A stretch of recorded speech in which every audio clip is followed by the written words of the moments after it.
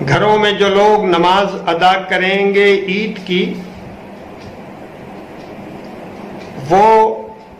2 رکعت عید کی نماز پڑھیں گے اور 2 رکعتوں کے بعد امام صاحب خطبہ دیں گے، چاہے وہ کسی کتاب کو دیکھ کر خطبہ دیں یا کسی کاغذ پہ خطبہ لکھا ہوا ہو اس کو دیکھ کر دیں یا زبانی خطبہ دیں، انشاءاللہ وہ خطبہ معتبر ہوگا۔ لیکن اگر کسی گھر میں ایسا کوئی آدمی نہیں ہے جو خطبہ دے سکے یا خطبہ پڑھ سکے، تو پھر 2 رکعت عید کی نماز تکبیرات زائدہ کے ساتھ گھر میں پڑھی جائے گی، اور چونکہ کوئی خطبہ جاننے والا پڑھنے والا موجود نہیں ہے، اس لیے بغیر خطبے کے نماز ادا کی جائے گی۔ اور اگر عید کی جماعت کی امامت کرنے والا بھی گھر میں کوئی آدمی نہیں ہے تو ایسی شکل میں گھر کا ہر آدمی 4 رکعت نفل نماز ادا کرے گا، جس طرح چاشت کی نماز پڑھی جاتی ہے۔ لیکن یہ بات ذہن میں رہے کہ یہ عید کی قضا نہیں ہے، بلکہ یہ اللہ کے دربار میں سر جھکانا ہے، جس میں فائدہ ہی فائدہ ہے اور اس کا پڑھنا مستحب ہے۔ دوسری بات جو مجھے آپ سے عرض کرنی ہے وہ یہ ہے کہ اللہ کے فضل سے آخری عشرہ رمضان کا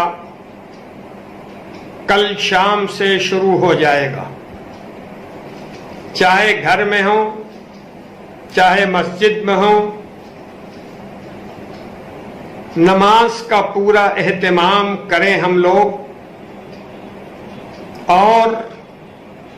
تراویح بھی گھر میں پڑھیں، اور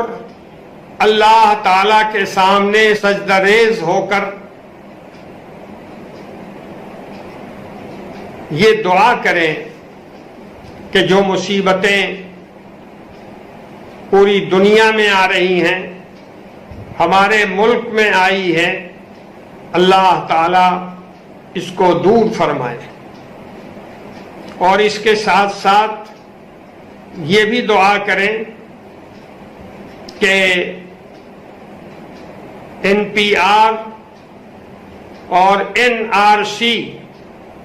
کے جو واقعی خطرات ہیں، اللہ تعالی ہم لوگوں کو ان سے بھی دور رکھے اور ظالموں کو ظلم کرنے کا موقع نہ ملے۔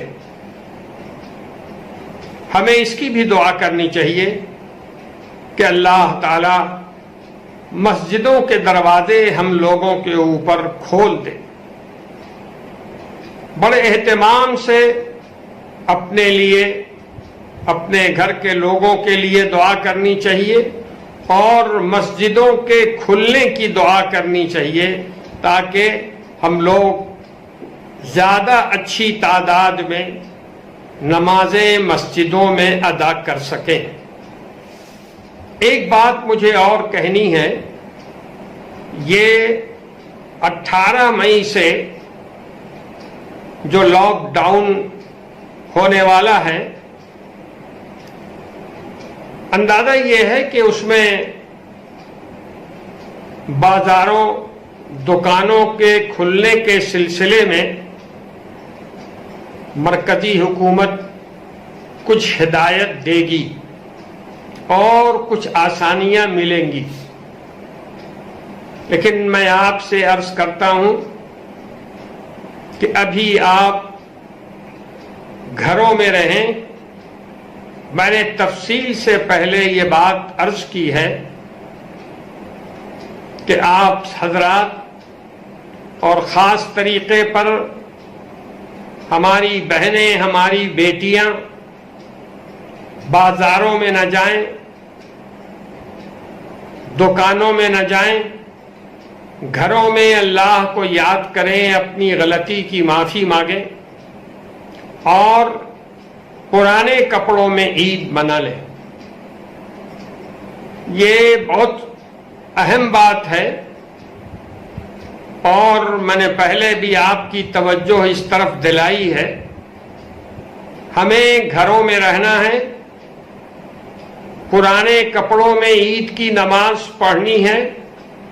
اللہ کو یاد کرنا ہے رمضان کے آخری عشرے میں بہت اہتمام کے ساتھ، اور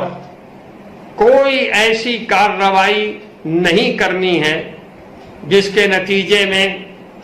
ہمارے آپ کی وجہ سے بازاروں میں بھیڑ بھاڑ ہو یا مسجدوں میں عید کے شوق میں ہم پہنچ جائیں یا ہمارے نوجوان